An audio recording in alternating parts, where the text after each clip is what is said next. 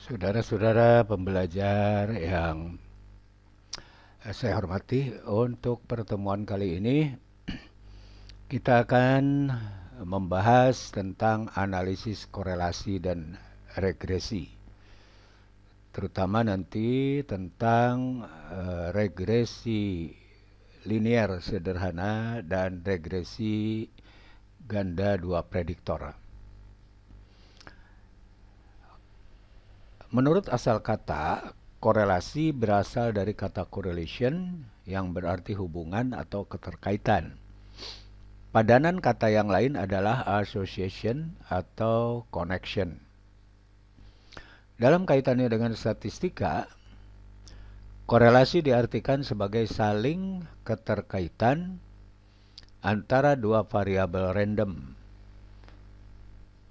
Keeratan keterkaitan atau hubungan dimaksud dapat dinyatakan dengan sebuah bilangan yang disebut koefisien korelasi dan diberi lambang rho. Ya, seperti P, tetapi ini bukan P, ada ekornya. Ini untuk di populasi dan R untuk di sampel. Nah, ilustrasi geometris korelasi antara X dengan Y. Ya. Jadi titik-titik ini menggambarkan pasangan berurutan X dan Y. Artinya X-nya sekian, Y-nya sekian, titiknya ini. Gitu ya, dan ditarik. Nah, kalau terjadi pola seperti ini, maka ini korelasi linear dengan R-nya 0. Ya, R-nya 0. Lalu yang berikutnya, jika titik-titik ini menyebar tetapi cenderung ini membentuk seperti elip lah gitu, dan ini bisa ditarik garis lurus ya dari kiri ke kanan naik gitu. Jadi condongnya condong ke kanan. Maka ini menandakan R-nya positif atau lebih besar 0 ya. Sama dengannya mestinya tidak ada sini ya. Lalu kalau yang condongnya ke kiri, maka itu R-nya negatif. Sedangkan yang seperti ini korelasi tak linear. Ya, ini kuadratik namanya. Nah, tentang perhitungan koefisien korelasi, rumusnya atau tekniknya tergantung kepada skala pengukuran dari variabel yang dilibatkan. Misalnya di sini variabel X dan variabel Y. Nah, ini tergantung kepada skala pengukuran. Skala pengukuran bisa interval rasio, ordinal, atau interval rasio diordinalkan. Jadi bisa dari interval atau rasio diordinalkan. Lalu nominal. Begitu juga X. Nah, kalau interval ketemu interval, maka tekniknya menggunakan teknik korelasi produk momen. Kalau interval Y-nya tapi X-nya ordinal. Nah, ini dengan biserial. Ya, interval kalau X-nya nominal ini poin biserial. Misalnya untuk menghitung validitas, reliabilitas, ya, itu tergantung kepada X-nya dan Y-nya. Biasanya kalau multiple choice itu menggunakan poin biserial karena betul salah dia ordinal 0 1, sedangkan ininya interval atau rasio. Dan seterusnya. Ini jadi banyak sekali, tidak semuanya dengan satu teknik ya. Kurang pas walaupun induknya adalah produk momen. Dan ini yang dikasih tanda asteris bintang itu korelasinya non parametrik.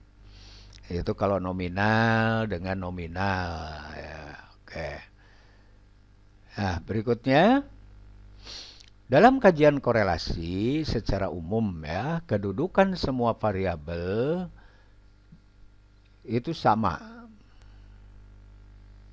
sejajar. Dalam artian tidak ada variabel bebas maupun variabel tertikat.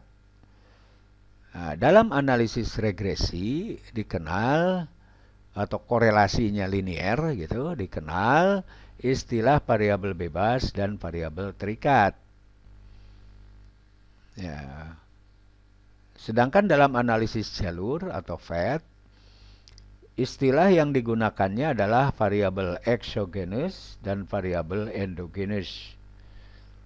Nah, di dalam analisis struktural equation modeling, ya, jadi ini peringkatnya naik gitu ya, dari yang paling sederhana sampai yang kompleks. Nah, di SEM ini ada istilah di samping variabel exogenous dan endogenous dari FET, juga dikenal pula variabel manifest dan laten. Analisis korelasi itu juga tergantung teorinya. Jadi ada yang dua arah, artinya tidak jelas mana yang mendahului, mana yang kemudian, atau tidak jelas mana penyebab dan mana terikat. Lalu satu arah. Kalau satu arah ada yang sebelumnya, ada yang kemudian, atau ada yang mempengaruhi, ada yang penyebab. Tapi itu secara teori. Ya, ini kalau sederhana ya, X dan Y. Nah, yang ini adalah yang ganda. Sederhana juga sebetulnya, hanya ini dua, variabel bebasnya dua, variabel terikatnya satu. Lalu yang berjenjang atau analisis jalur atau FET. Jadi ini jelas dari X1 ke X2 dulu baru ke Y. Di samping dari X1 langsung ke Y. Ini juga didasarkan pada teori. Yang terakhir itu model persamaan struktural, Structural Equation Modeling atau SEM dikenalnya. Jadi ini ada dua variabel laten, ya, masing-masing variabel laten ada 4 variabel manifest, itu ya. Sekarang kita mulai dalam kesempatan ini analisis regresi. Ya. Model regresi linier, terutama kita membahas regresi linier ya, karena regresi juga ada kuadratik, ada log linier, ada regresi ya non linier lah ya, kuadratik dan sebagainya. Jadi kita akan membahas khusus model regresi linier. Regresi linier itu yang dimaksud modelnya dalam bentuk persamaan linier. Seperti Y sama dengan 2 ditambah 3X misalnya. Nah, kalau secara umum kan Y sama dengan B0 ditambah BX misalnya. Oleh karena itu unsur-unsur dalam regresi linier, pertama ada parameter. Ya, parameter ini adalah jadi di samping variabel ada parameter. Parameter itu adalah di sini beta. Beta itu koefisien dari X. Ya, yang dapat berupa skalar atau vektor. Yang berikutnya ada variabel bebas, independen. Biasa dilambangkan dengan X, ya, atau variabel penyebab, nanti istilahnya ada lagi ya. Atau apa aja, yang penting ada nama variabel. Tapi umumnya kalau orang-orang statistik, matematik gitu ya, itu menggunakan yang ringkas X. Tapi kalau yang lain juga boleh sembarang ya. Dan variabel terikat dependen biasa dilambangkan dengan Y, atau yang lain juga boleh. Yang penting mana penyebab, mana yang disebabkan. Nah, istilah variabel bebas dan terikat di berbagai kajian atau literatur berbeda-beda. Contoh misalnya variabel bebas. Ada yang mengatakan variabel independen, variabel penyebab, variabel prediktor. Dan untuk variabel terikat ada yang mengatakan dependen variabel atau variabel dependen, variabel akibat, variabel predikti ya. Ilustrasi geometris regresi X atas Y. Jadi ada ini secara teoritik yang merah, ini dari empirik yang biru, taksiran. Nah, ini persamaannya adalah linier, seperti persamaan linier dua variabel misalnya di SMP di mana itu ya. Y sama dengan B0 ditambah BX ditambah. Hanya kalau di regresi, kalau di persamaan belajar di SMP itu koefisien BX dulu baru plus B0 ya. Tapi kalau di statistik regresi ini konstanta dulu, namanya konstanta ini bilangan tetap, dan baru koefisien dan variabel terikat ya. Ya, ini selisih antara taksiran dengan model ini yang disebut dengan residu ya, atau di sini ya. Jadi ini selisihnya itu ya disebut E. Jadi kalau di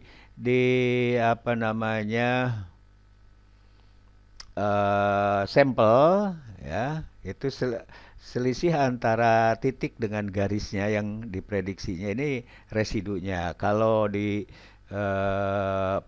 model itu dengan teorinya ya. Tuh. Ini B0 itu slope di sini. Ini mesti gambar ini di sini ya. Ini titik potong dengan sumbu Y untuk taksiran B0 ini ke bawah mestinya ya. Tuh. Baik. Nah, sekarang statistik B0 dan B ini merupakan taksiran untuk parameter B0 konstanta dan B ya, koefisien X lah gitu. Namanya koefisien regresi. Nah, agar taksiran mendekati akurat, maka asumsi analisis regresi adalah satu, variabel terikat maupun variabel bebas berskala interval atau rasio. Jadi kalau bukan berskala interval atau rasio, itu nanti ada teknik lagi. Regresi juga ada yang namanya regresi dummy ya, dummy variabel. Tapi yang untuk prediksi ya, untuk pengaruh dan sebagainya itu bagusnya memang berskala interval atau rasio. Yang kedua, sampel diambil secara random, diundi ya. Yang ketiga, residu atau kekeliruan tadi merupakan variabel Hampton dengan rata nol, atau bahasa lain residunya ini harus berdistribusi normal. Antar residu itu saling bebas, artinya tidak ada terkaitan, dan memang realitanya kalau linear itu pasti saling bebas.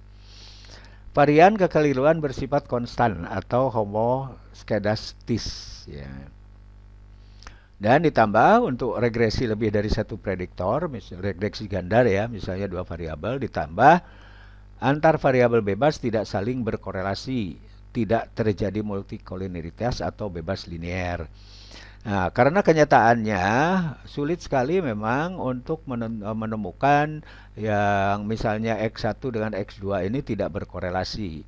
Oleh karena itu beberapa literatur mengatakan yang pertama, yang terpenting korelasi antara variabel bebas tidak lebih besar dari korelasi antara variabel bebas dengan variabel terikat. Bahkan ada yang mengatakan korelasi antara variabel bebasnya bisa 0,8. Ya, itu masih dianggap tidak terjadi multikolinialitas ya. Tapi kalau saya memilih yang terpenting tadi, korelasi antara X1 X2 misalnya lebih kecil daripada korelasi antara X1 dengan Y dan X2 dengan Y gitu. Oke ya. Yang terakhir, regresi bersifat aditif, tadi penjumlahan ya. Y sama dengan beta 0 ditambah beta 1 X1 ditambah beta 2 X2 ditambah terus banyak ya, bersifat linear. Nah, yang perlu diperiksa ya, kalau kita mau menganalisis seluruh variabel berskala interval atau rasio, yang kedua periksa nanti data itu ada outlier atau tidak. Kita telah bahas di pertemuan-pertemuan awal itu tentang apa itu outlier dan dampaknya terhadap deskripsi data kan. Terhadap deskripsi data saja itu akan berpengaruh, misalnya rata dan sebagainya. Oleh karena itu, ini memang harus hati-hati dengan outlier. Ya, jadi kalau ada outlier, ya bisa di drop, tidak diikutkan dalam analisis.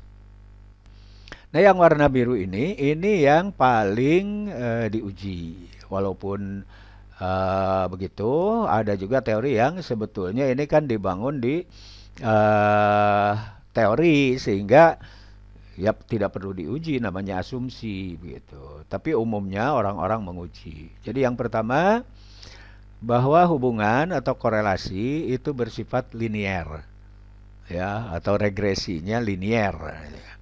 Yang kedua, residu, yaitu Y dikurang Y taksiran, ini prediksi atau Y taksiran. Setiap kelompok X berdistribusi normal.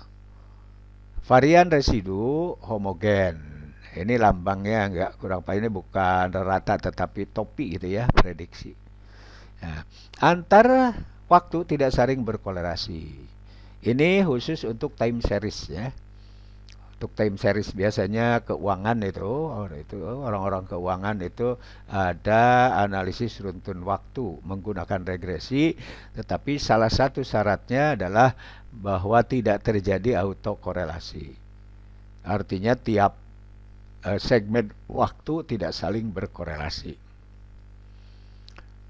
Ini tadi yang homoskedastis dan hetero. Kalau homo nanti dengan sket di SPSS apanya ini dia relatif merata lah gitu ya seperti tadi. Kalau ini dia makin contoh yang hetero. Jadi ini yang tidak bagus untuk analisis regresi, ini yang bagus untuk analisis reduksi. Sekarang kita mulai dengan regresi linear sederhana.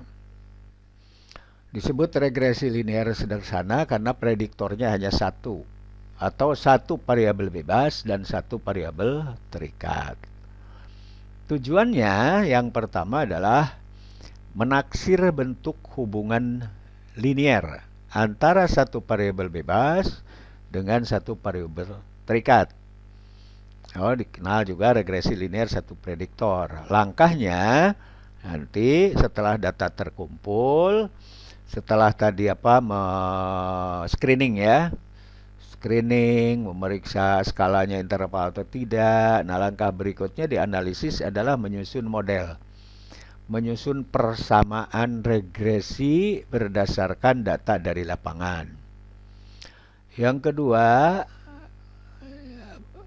ini yang model taksiran. Tapi model regresi itu secara teori. Secara teori ya menggunakan lambang-lambang yang untuk di populasi.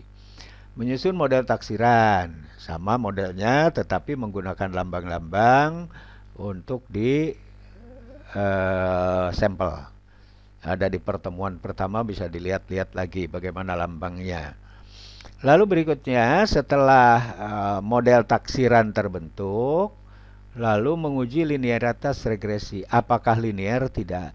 Apakah bentuknya Y sama dengan B0 plus BX atau tidak? Ya.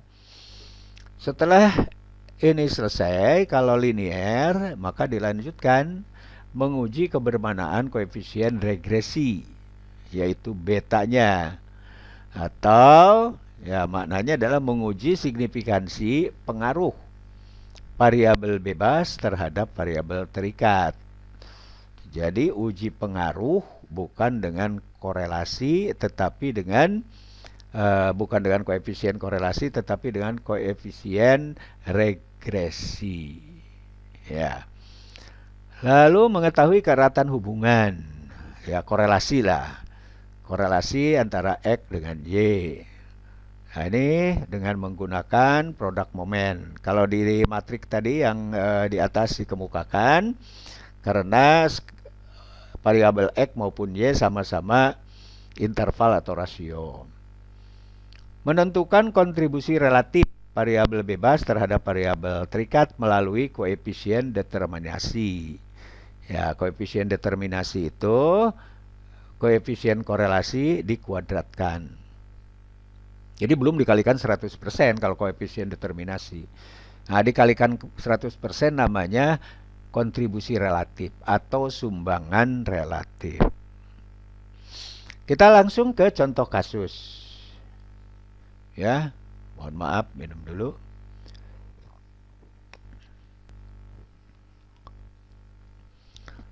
Seorang peneliti ingin mengetahui pengaruh kepuasan kerja terhadap motivasi kerja ya, pegawai suatu instansi ya.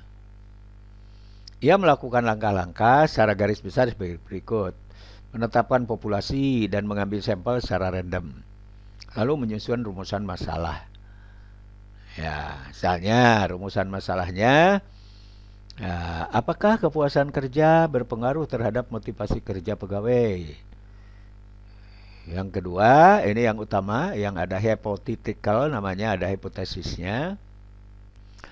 Lalu seberapa erat keterkaitan atau korelasi kepuasan kerja dengan motivasi kerja pegawai? Dan sebelumnya signifikan atau tidak diuji juga ya. Lalu seberapa besar sumbangan relatif kepuasan kerja terhadap motivasi kerja?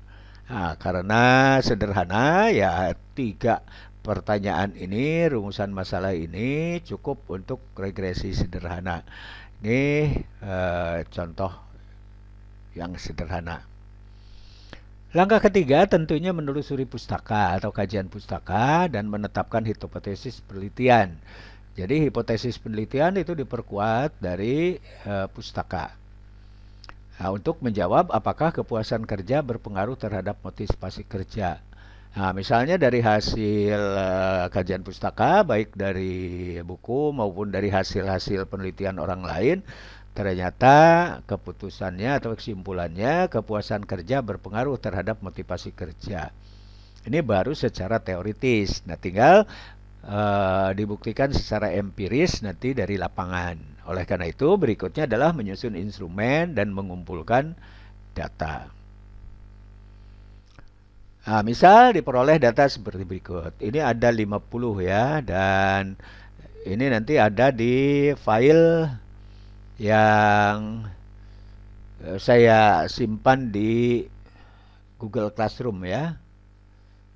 Di Google Classroom. Jadi bisa di-download lah untuk simulasi nanti. Ya. Jadi itu udah dalam bentuk Excel, tidak seperti ini sudah ke bawah ya. Jadi ini supaya tampak di layar aja. Dan kita periksa ini tidak ada yang outlier lah. Maksimum 40, ini rata, minimumnya berapa gitu. Kalau outlier itu misalnya di sini tertinggi 49 tapi tiba-tiba satu ada yang 70. Nah, yang 70 itulah yang outlier. Atau di sini misalnya minimalnya berapa ini? Ada 19 ya. Tiba-tiba ada yang 9 itu. Nah, yang 9 itu outlier itu pasti. Itu ya. Nah, langkah-langkah analisis regresi linear sederhana. Jadi kalau dalam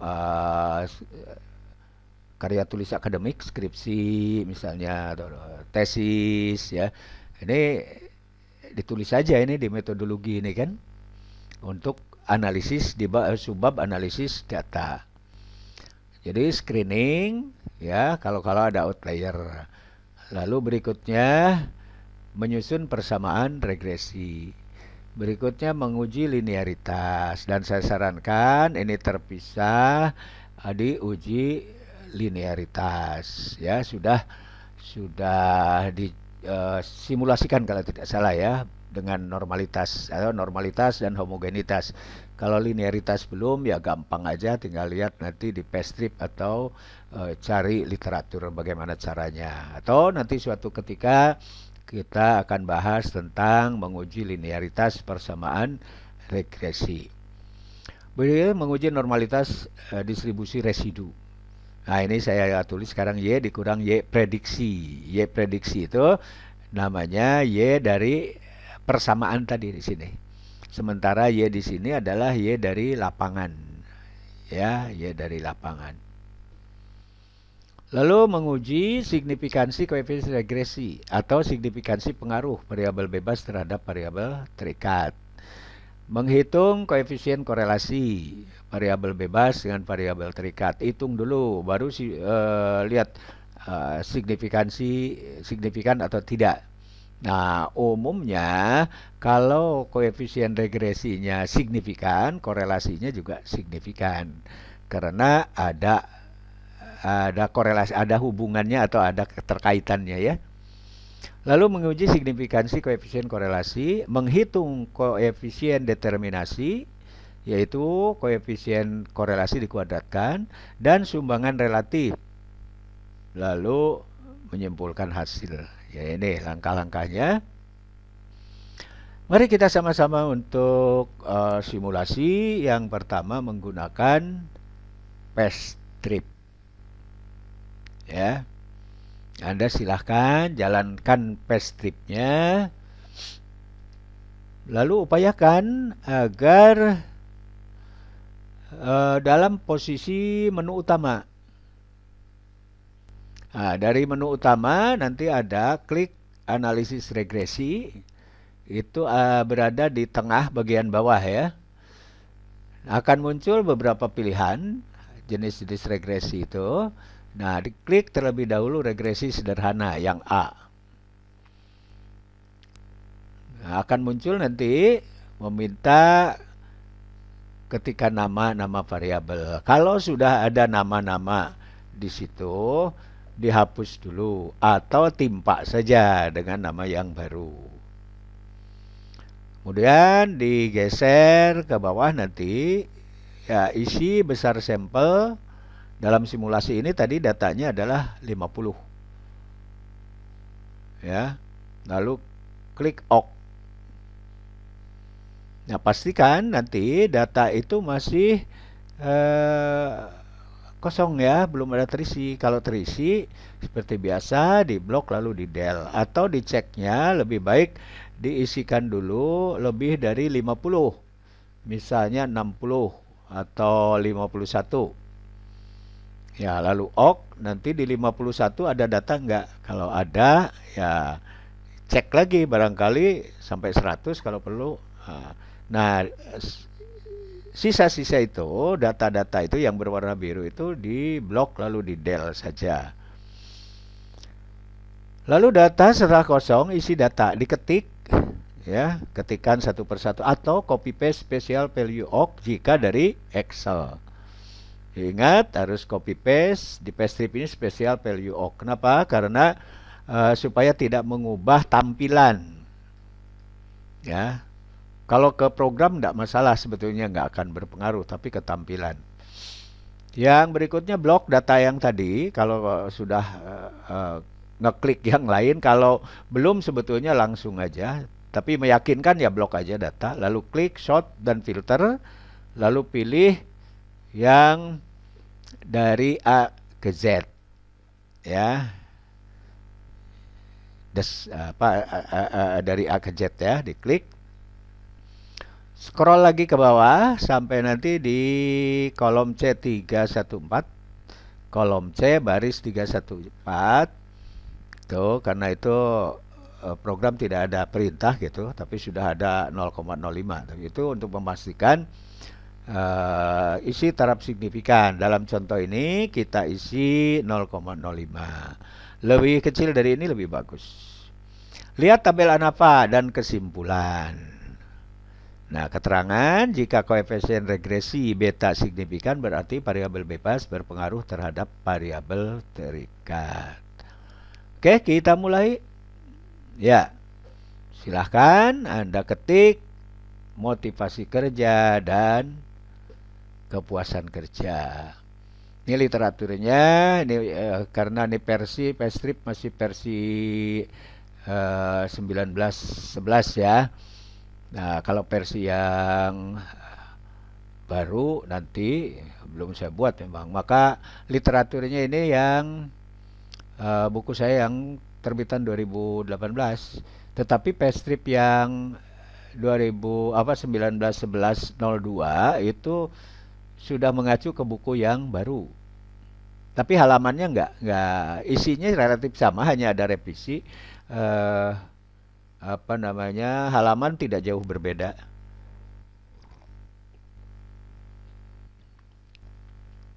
Ya, oke. Setelah itu, di nomor 4 di rumusan masalah, itu Anda bisa ganti atau Anda tambah satu lagi. Ya, tambah 5. Apakah kepuasan kerja berpengaruh terhadap motivasi kerja? Kenapa? Karena rumusan masalah di sini hanya untuk memprediksi, bukan menguji pengaruh, gitu, ya. Nah, jadi kalau menguji pengaruh ya tambah atau diganti yang prediksi dengan pengaruh. Di bukan di programnya ya, di apa namanya, karyanya, deskripsi atau tesisnya. Nah, karena apa? Karena sebetulnya perhitungan di PSRIP ya dihitung semua gitu. Ya, jadi tidak masalah. Nah, hipotesis penelitiannya ini, ya ini nomor satu, terdapat korelasi linear positif. Ya, hanya itu ya dengan yang ini ke hipotesisnya. Nah, berikutnya digeser itu besar sampel tadi. 50, klik OK. Ini akan 1 sampai 50, lalu pastikan di kolom ini ke bawah tidak ada apa namanya, eh, data. Ya, sudah terisi. Ini biasa. Nah, ini akan ketemu B-nya, B0-nya, sehingga ini yang dimaksud tadi, mode persamaan regresinya ketemu. Ya. Di SPSS kita secara manual ngetiknya. Kalau di PSTRIP ini langsung saya susun berdasarkan ini, maka ini. Yang akan diuji signifikansinya adalah ini, beta. Ya. Lalu berikutnya menguji persyaratan analisis regresi normalitas residu, yaitu Y dikurang Y taksiran. Nah, ini sebaiknya dilakukan karena ini berarti harus nambah data, namanya E. E itu data yang tadi Y dari lapangan ini dikurangi dengan Y taksiran, yaitu dari sini. Kalau X-nya sekian, Y-nya berapa gitu. Nah, itu selisihnya, itulah yang disebut E. Sehingga baik di SPSS maupun di PSTRIP ya harus dibuat dulu. Tapi kalau di PSTRIP untuk menghitung E itu sudah ada caranya. Kalau di SPSS ya kreasi kita. Lalu untuk itu sementara karena nanti uji normalitas pakai yang kemarin, hanya datanya bukan X-nya atau Y-nya ya yang diuji normal itu, tetapi residunya, sekali lagi karena banyak salah sekali yang skripsi, yang tesis, yang apa kalau diuji normalitas itu X-nya atau Y-nya, padahal udah jelas-jelas harusnya residunya. Nah, untuk itu ini kita tidak saja tetapi diasumsikan normal. Lalu berikutnya menyusun hipotesis linearitas. Ya, H0 tadi ya, H0 sama dengan ya H0 Y sama dengan B0 tambah BX, artinya persamaannya linear gitu.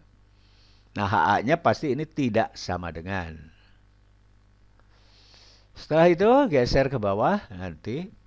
Nah, isi dengan 0,05 ya, 0,05. Lalu alfa C-nya karena tadi lambang H0 HA-nya tidak sama dengan, pasti ini separohnya nanti. Jadi 0,025 untuk pembandingnya ya, kita cek coba. Ya, diisi, setelah diisi nanti ke bawah ya akan dihitung F0 dan Fc. Ini nanti di tabelnya ada sekaligus dengan uji linearitas. Yang ada B0-nya regresi-regresi berarti ini menguji eh, regresi, kebermaknaan regresi, ya. Artinya modelnya itu fit atau tidak, modelnya itu signifikan atau tidak, ya. Yang berikutnya galat, garat itu kata lain dari residu, ya. Ini untuk nguji residu. Nah, residu juga karena tadi sama dengan ujinya berarti alpha C-nya 0,025. Ya. Oke. Ini tinggal dilihat kesimpulannya untuk linearitas regresi. Ambil yang model alpha ini ya, metode 2. Nah, jadi linear. Nah, lalu berikutnya membandingkan F. Ya, persamaan regresi ini. Membandingkan F, variabel bebas berpengaruh terhadap variabel terikat. Kesimpulan, terdapat korelasi linear positif karena ini rumusan masalahnya ya, tergantung nanti rumusan masalahnya seperti apa. Ini lalu kepuasan kerja baik untuk memprediksi motivasi. Nah, kalau tadi tentang pengaruh ya berarti kepuasan kerja berpengaruh terhadap motivasi kerja. Itu saya kira yang untuk regresi sederhana menggunakan past trip. Jadi langkah demi langkahnya ada. Oleh karena itu, ada setelah mengisi data dibaca kembali hasilnya dari awal supaya mengerti, bahkan nanti bisa dipakai untuk menafsirkan atau memaknai output dari hasil SPSS. Nah, sekarang menggunakan SPSS, silahkan dibuka dulu SPSS-nya.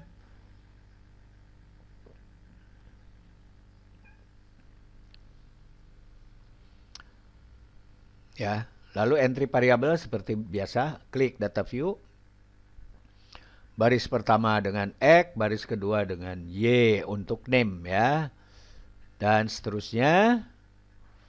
Ya. Lalu klik data view. Setelah variabel view-nya diisi, ya, lalu klik data view dan ketikkan dasar sesuai variabelnya. Jika dari Excel maka bisa copy paste, tidak perlu special value awk ya kalau dari Excel ke SPSS. Asal kembali dari Excel-nya bukan hasil dari rumus. Kalau dari rumus nggak mau dia. Jadi harus dari rumus harus copy paste special value dulu di Excel-nya. Oke. Oke. Analisis datanya sekarang. Ya, nanti kita simulasikan. Hanya ini catatan ya, catatan supaya Anda kalau lupa tidak perlu lihat lagi, catat atau Anda nanti sampaikan di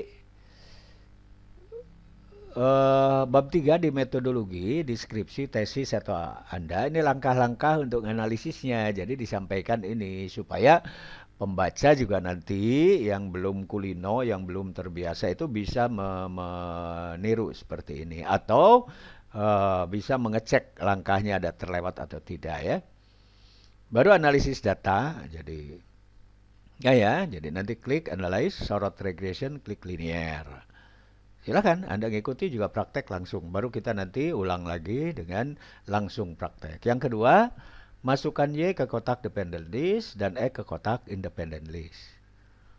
Ya, tinggal klik panah itu kan, blok dulu. Lalu klik statistik, pastikan tercentang model fit dan estimate. Nah, bisa ditambah informasi lain, R square change, perubahan R kuadrat, dan deskriptif. Lalu klik continue. Ya, lalu klik plot yang di bawah tadi ya, di bawah statistik. Ini untuk melihat secara visual ya, diagram apakah residunya berdistribusi normal atau tidak. Caranya masukkan Z-pred ke kotak Y dan Z-resid ke kotak X. Nah, centang histogram dan normal probability plot. Klik continue lalu klik OK. Selesai, tinggal hasil. Nah, Ini tadi ya, kita ulang. Ya, jadi ini X dan Y ini karena sama nih labelnya, diberi label aja biar jelas. Ini kepuasan kerja, ini motivasi kerja. Yang ininya scale, ini biar kalau ingin datanya ada di tengah-tengah, di sini tinggal diganti dengan center. Setelah data view ini selesai, maka variable view ya, klik data view. Nah, akan ada X dan Y ini masih kosong begitu, lalu Anda copy paste dari Excel, dari data yang saya kirim lewat GC. Ini ya. Nanti kalau untuk menghitung apa namanya residu, itu di sini ada lagi variabel E misalnya atau residu gitu ya. Nah, tapi persamaannya harus ketemu dulu. Ya, jadi data tambahan, perubahan data. Ya. Lalu berikutnya tinggal tadi analyze ya. Lalu sorot regression, linear, klik. Lalu ini pindahkan motivasi kerja, ini kepuasan kerja. Lalu klik statistik. Nah, lalu ini centang. Ini nggak perlu, ini nggak perlu, ini nggak perlu, ini dulu. Kalau nanti ganda ini perlu ya. Jadi sekarang ini dulu. Lalu klik continue. Nah, lalu klik plot tadi, klik plot. Lalu muncul ini. Maka ini masukkan jet resid, ini X-nya, ini prediksi, yang ini residu. Lalu klik yang ini, centang. Lalu continue. Ya, continue lalu OK. Klik OK. Ini udah ada hasilnya, outputnya. Ya, ini ada beberapa tabel, kita lihat tabel korelasi. Ya, kita perjelas nanti. Ini ANOVA, ini koefisien relasi. Nah, ini untuk lihat normalitas residu. Ya mirip lah, segini masih mirip, mencengnya nggak terlalu banyak, ya normal. Ini kalau apa berada di garis diagonal, ya berarti normal. Yang ini juga menyebar, tidak berpola, ya normal. Ya, nah, kita tadi diinterpretasi dulu hasilnya. Yang ini deskriptif, hanya rata dan simpangan baku serta N-nya 50 untuk ngecek. Lalu yang korelasi, ini korelasi antara kepuasan kerja dengan motivasi kerja. Yang dilihat adalah ini.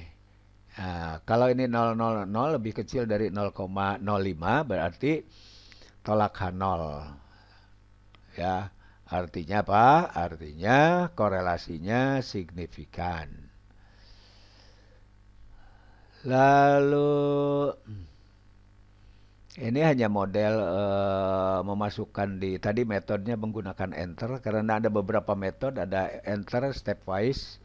Untuk regresi itu enter. Nanti kalau untuk fat ya menggunakannya bisa stepwise atau backward atau forward ya. Model summary. Ini untuk perubahan F ya, perubahan F setelah masuk R square-nya ini ya, R square artinya korelasi bukan korelasi ini ya, dikuadratkan, yang ini dikuadratkan karena R-nya ini ya sama ini ya.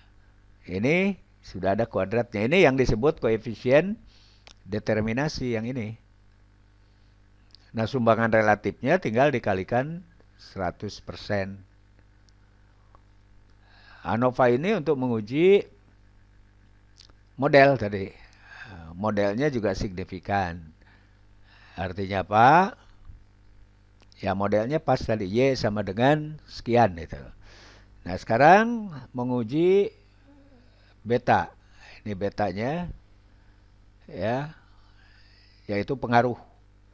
Pengaruh apa? Pengaruh kepuasan kerja terhadap motivasi kerja.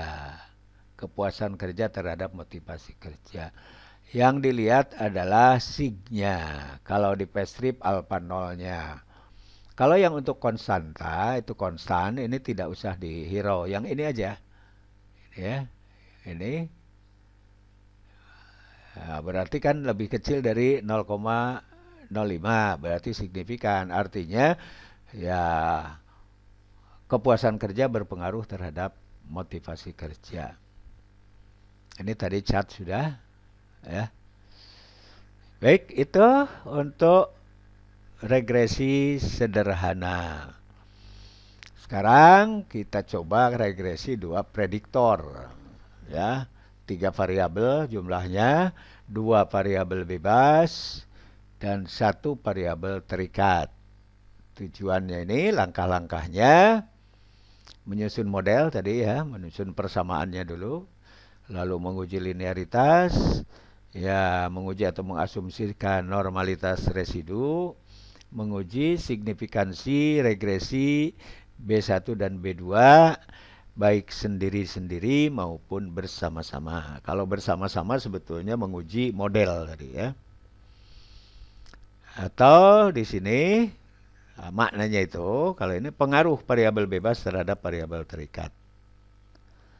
Menganalisis korelasi hubungan, menghitung keeratan dan menguji signifikansinya ya.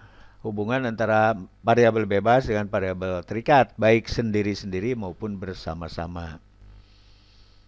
Lalu menentukan kontribusi relatifnya, baik sendiri-sendiri maupun bersama-sama. Contoh kasus. Seorang peneliti ingin mengetahui hubungan antara disiplin dan lingkungan kerja dengan motivasi kerja. Untuk menjawab keinginan tersebut, peneliti melakukan langkah-langkah.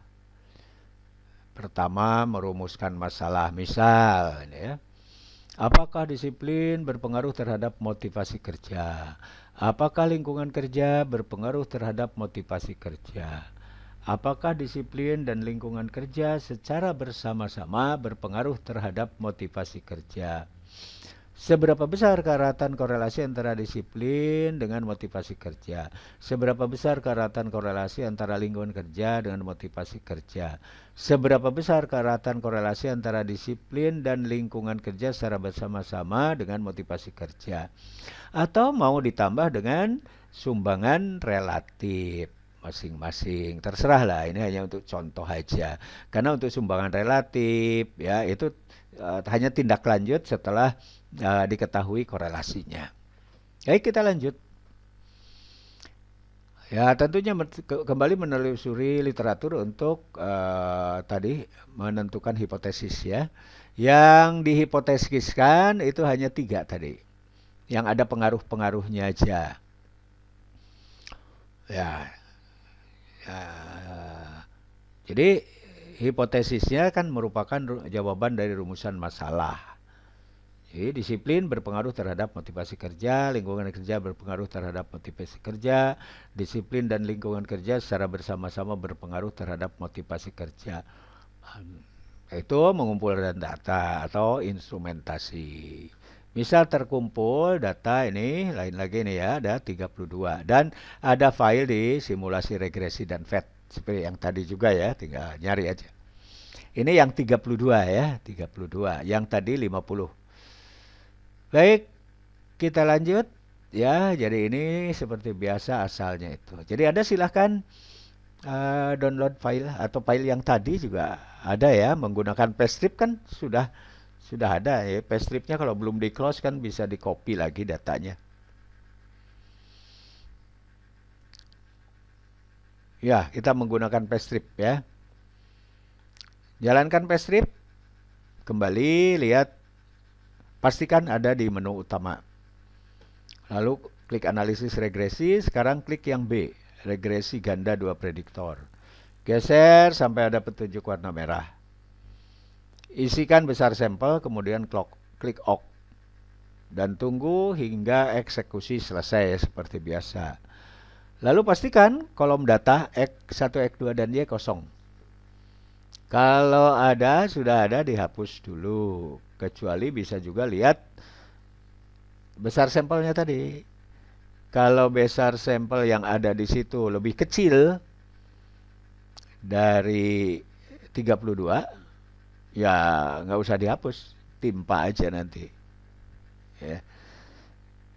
Kalau lebih besar, nah itu harus dilihat, dihapus semua. Jangan diisi 32 dulu, sebetulnya memang bagusnya dilihat dulu datanya.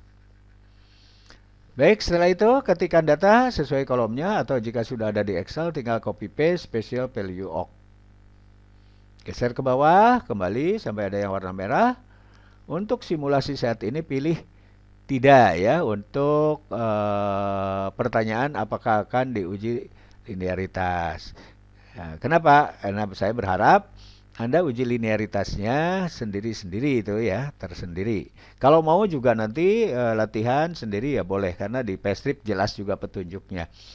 Jadi tinggal nanti jangan salah melihatnya adalah diuji linearitas regresi. Ya, tidak aja dulu, tetapi diasumsikannya linear. Geser seperti langkah 8 tadi untuk yang X2. Geser lagi.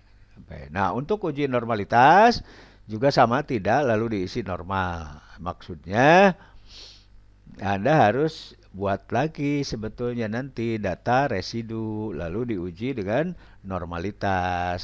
Ya, mau pakai Kolmogorov-Smirnov, mau pakai Lilliefors, tapi kalau di sama dengan di SPSS nanti ya pakainya Kolmogorov-Smirnov. Lalu geser ke bawah, kembali lagi ya.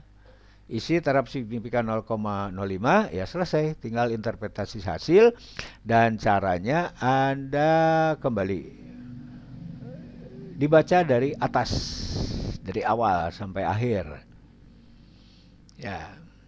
Ini contohnya, jadi ini diisi 32, ini pastikan kosong. Setelah diisi 32, lalu kalau sudah kosong ini ketikan ini ya n. Sebetulnya anu dulu nih, balik ya. Nah ini ketikan dulu ini motivasi kerja, yang ini disiplin, yang ini lingkungan kerja, lalu seperti ini ya. Berikutnya diisi 32, pastikan kembali ini kosong, klik OK, tunggu sampai proses. Nah, setelah selesai ini akan seperti ini ya.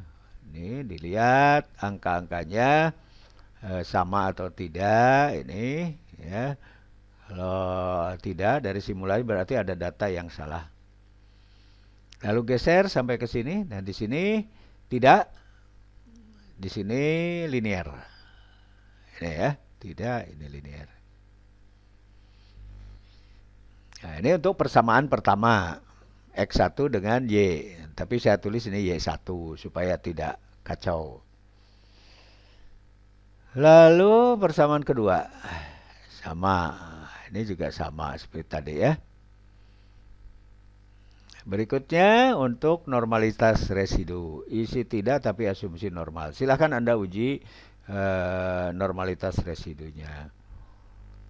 Ya, jadi seperti ini. Lalu ini bukan negatif ya. Ini saya salah ketik ini di program ini. Mohon maaf ini. Ini harusnya titik koma ini. Titik koma atau koma ya. Titik koma bagus sih. Ya, ini model. Karena ini nguji model. Jadi B1 dan B2-nya sekaligus gitu.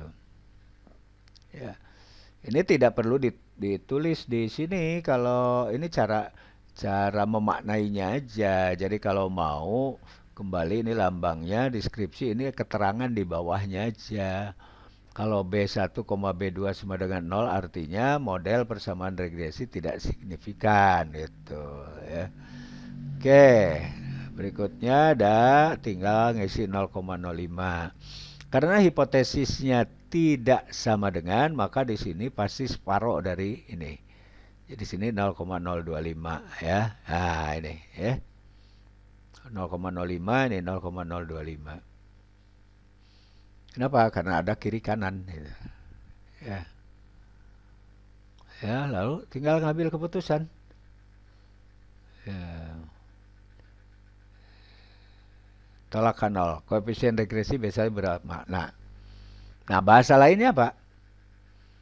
Bahasa lainnya berarti beta 1 ini kan kaitannya dengan disiplin. Disiplin berpengaruh terhadap motivasi. Yang ini berarti lingkungan kerja berpengaruh terhadap itu bahasa lainnya dari bermakna atau signifikan itu. Nah, metode kedua ini dari menggunakan ini nah, yang sama dengan SPSS di sini ya. Hanya di SPSS alpha 0 ini dari sig. Oke. Ini baru menguji koefisien korelasi. Korelasinya parsial ya. Parsial. Oke ya. Jadi ini di PSTRIP ya seperti ini udah jelas. Ya, sumbangan relatif seperti ini. Maknanya juga ada ya.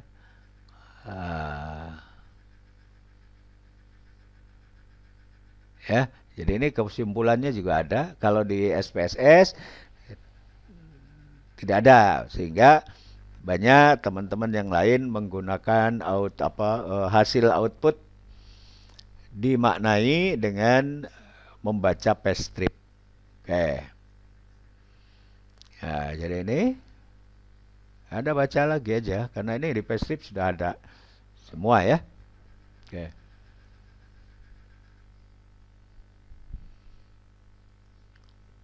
Nah, simpulan tadi yang utama tadi hipotesis ya. Disiplin berpengaruh terhadap motivasi kerja. Kenapa? Karena B1 signifikan. Yang kedua, lingkungan kerja berpengaruh terhadap motivasi kerja karena B2-nya signifikan. Lalu disiplin dan lingkungan kerja secara bersama-sama berpengaruh terhadap motivasi kerja karena B1 titik koma B2 signifikan tadi ya. Nah, simpulan lainnya tentang korelasi dan sebagainya ya sama dengan hasil otomatis dari PSTRIP di atas ya. Oke. Terakhir kita coba pertemuan ini kita simulasikan yang tadi menggunakan SPSS. Silahkan di-run dulu SPSS-nya.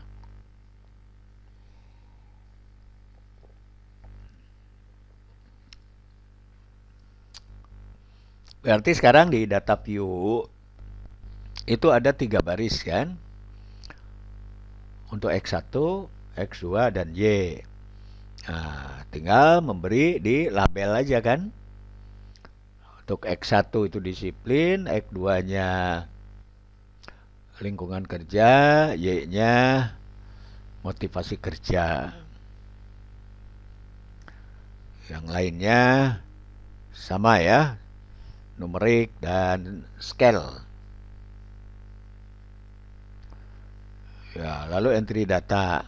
Ketikkan data sesuai variabelnya. Jika dari Excel, copy paste. Lalu yang pertama, klik analyze, regression, klik linear.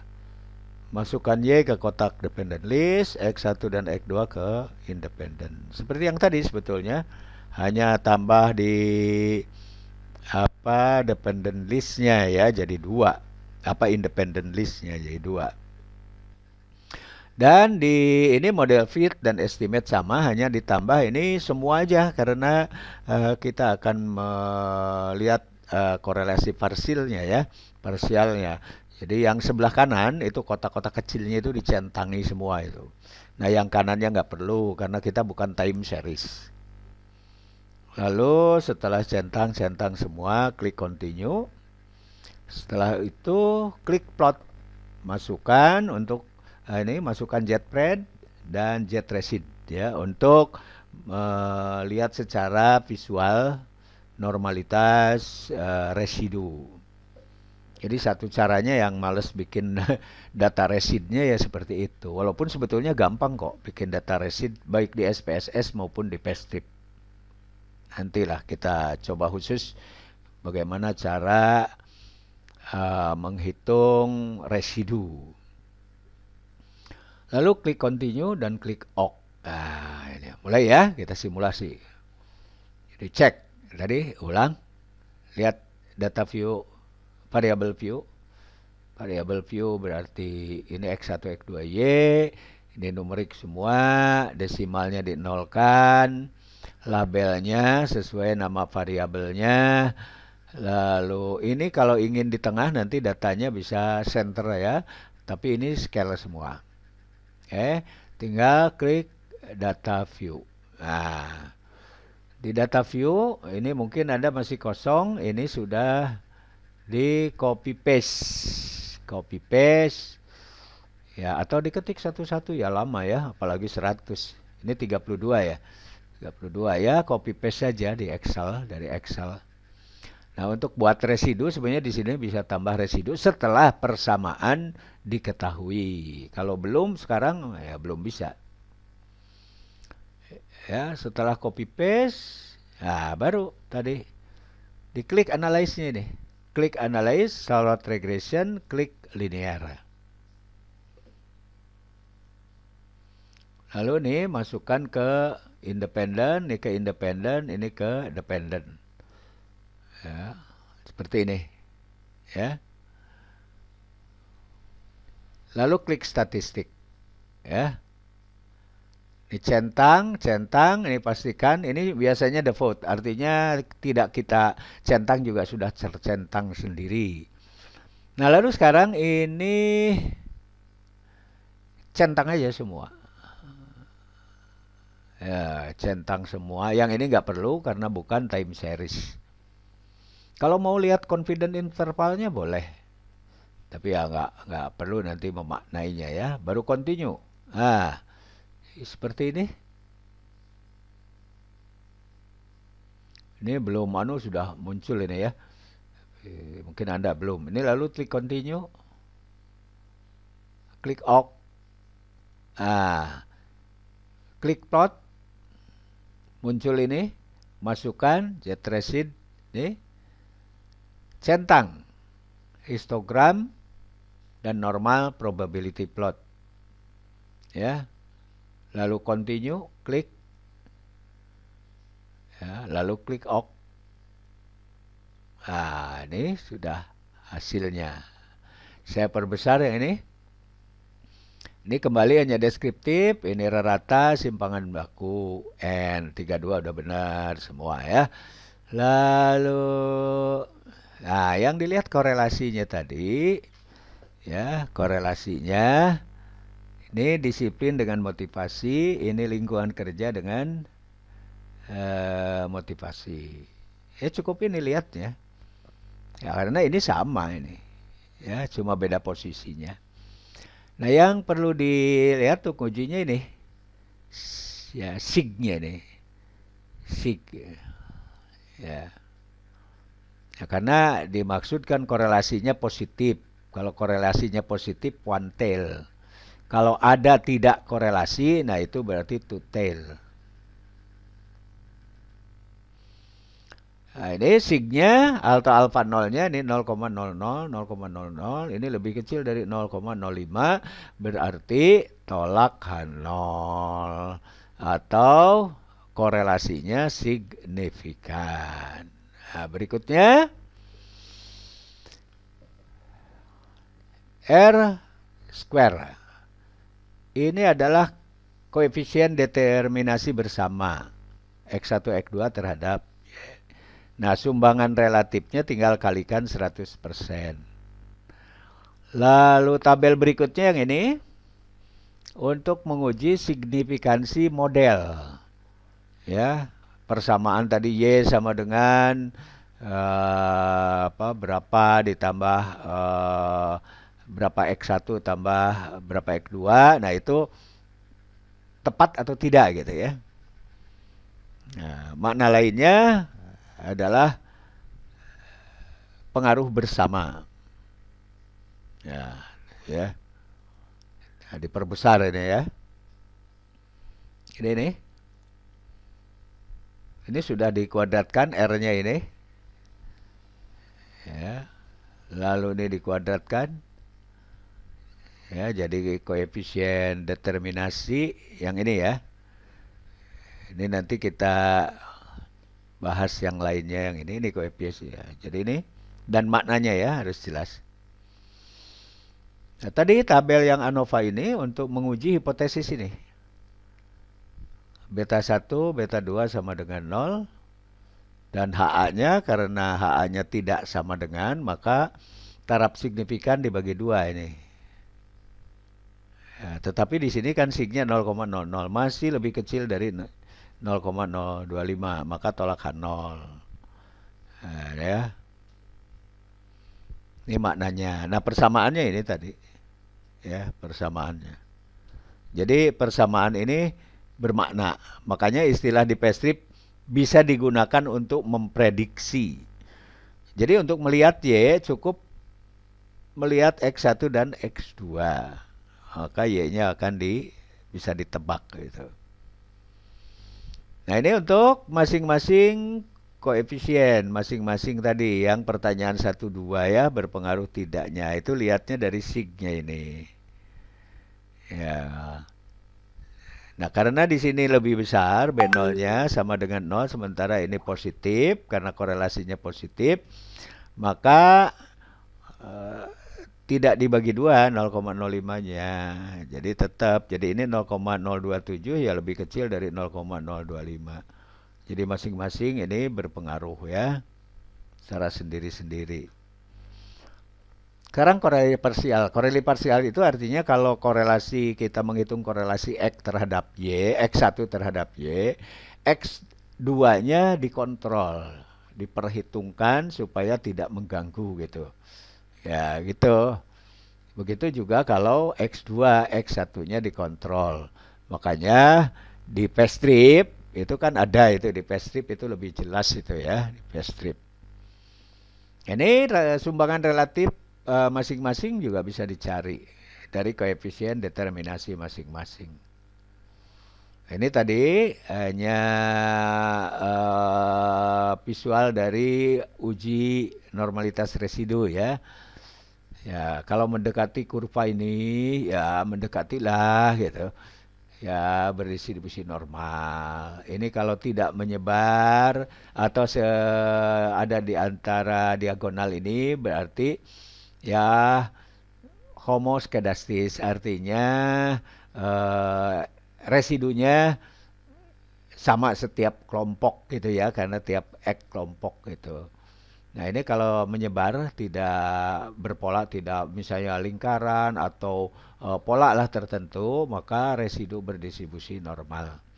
Saya kira itu untuk hari ini dan mudah-mudahan kita bisa bertemu kembali di pertemuan berikutnya untuk masalah yang lain. Terima kasih.